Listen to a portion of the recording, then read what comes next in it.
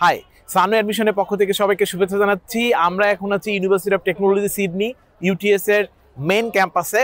So এই ক্যাম্পাসটা actually না বললেই নয়, এটা অ্যাকচুয়ালি সিডনি সিবিডিতে একেবারে সিটি সেন্টারে অবস্থিত ক্যাম্পাস। যাদের প্ল্যান যে আপনি একেবারে সেন্টারে থাকতে চান, সিটি সেন্টারে, ডেফিনেটলি আপনি ইউটিএস চুজ করতে পারেন। সো ইউটিএস অ্যাকচুয়ালি এটা কিন্তু বেশ পুরানো ইউনিভার্সিটি। ওরা এস্টাবলিশ হয়েছে 1988-এ। আর র্যাঙ্কিং এর দিক থেকে কিন্তু অনেক অনেক ভালো অবস্থানে আছে, যদিও খুব বেশি পুরানো ইউনিভার্সিটি না, বাট র্যাঙ্কিং কিন্তু অনেক ভালো। So one of the top university. ওদের কিন্তু এই মুহূর্তে আপনার র্যাঙ্কিং হচ্ছে কিউএস ওয়ার্ল্ড র্যাঙ্কিং 2025 হচ্ছে ওদের 90, এবং অস্ট্রেলিয়াতে কিন্তু ওদের র্যাঙ্কিং 9। তার মানে আপনার অস্ট্রেলিয়াতে টপ 10 ইউনিভার্সিটির একটা কিন্তু আপনার ইউটিএস। তো সেই ক্ষেত্রে আমরা বলতেই পারি যে one of the best university.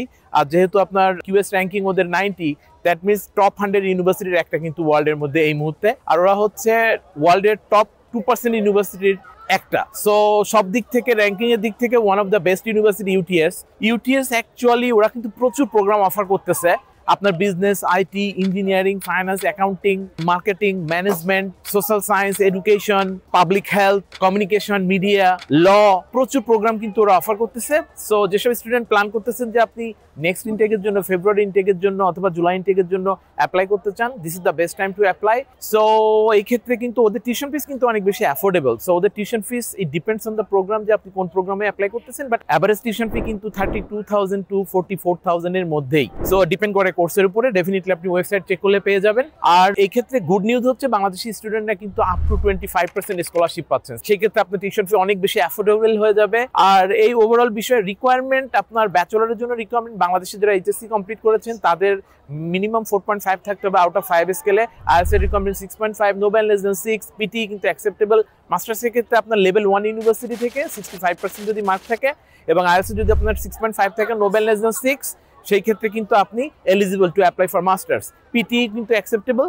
এই হচ্ছে ওভারঅল বিষয়। আপনি কেন ইউটিএস চুজ করবেন না? বিকজ আপনি র্যাঙ্কিং এর দিক থেকে দেখেন, আপনি সাবজেক্টের দিক থেকে দেখেন, আপনি লোকেশনের দিক থেকে দেখেন, সব দিক থেকে কিন্তু one of the best university এই মুহূর্তে।